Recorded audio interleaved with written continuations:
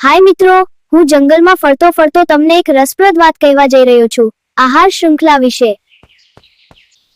આ પ્રકૃતિમાં દરેક જીવ એકબીજા પર આધાર રાખે છે અને આ જોડાણને આપણે આહાર શૃંખલા કહીએ છીએ। આહાર શૃંખલા હંમેશા સૂર્યથી શરૂ થાય છે, કારણ કે સૂર્ય આપણો મુખ્ય ઉર્જાનો સ્ત્રોત છે। વનસ્પતિ સૂર્યપ્રકાશ, પાણી અને કાર્બન ડાયોક્સાઇડની મદદથી પોતાનો ખોરાક બનાવે છે અને ઓક્સિજન બહાર છોડે છે, અને વનસ્પતિ એ ઉત્પાદક છે। શાકાહારી પ્રાણીઓ વનસ્પતિ ખાય છે અને આ રીતે ઊર્જા છોડમાંથી પ્રાણીઓ સુધી પહોંચે છે।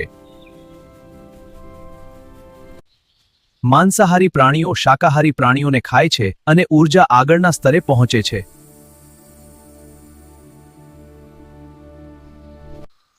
વાઘ જેવા મોટા શિકારી પ્રાણીઓ આહાર શૃંખલાની ટોચ પર હોય છે અને તેઓને સૌથી વધુ ઊર્જા મળે છે। ઘાસથી સસલું, સસલાથી શિયાળ અને શિયાળથી વાઘ, આ રીતે ઊર્જા એક જીવથી બીજા જીવ સુધી પહોંચે છે। આ જ છે આહાર શૃંખલા। વિઘટકો મૃત પાંદડા અને પ્રાણીઓને વિઘટિત કરીને પોષક તત્વો જમીનમાં પાછા આપે છે અને આ રીતે પ્રકૃતિનો ચક્ર ચાલુ રહે છે।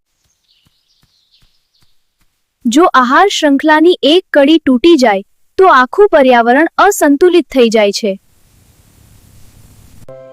આહાર શૃંખલા પ્રકૃતિનું સંતુલન જાળવી રાખે છે અને દરેક જીવ આમાં મહત્વનો ભાગ ભજવે છે।